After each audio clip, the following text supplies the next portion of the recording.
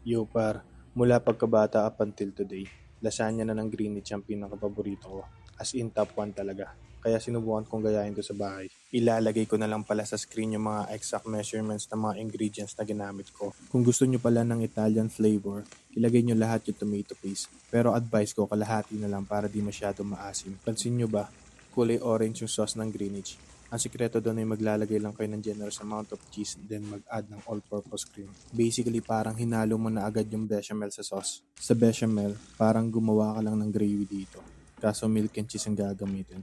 Dapat slowly but surely ang process. Hinimay ko ang pasta ng Greenwich. Wala siyang bechamel every layer. Kaya ginaya ko. Sa taas ko na lang din ilalagay. After ng bechamel, maglagay ng generous amount of cheese. Then Italian herbs. I-cover ng foil. Then ibig sa 200 degrees Celsius for 40 minutes. Then that's it.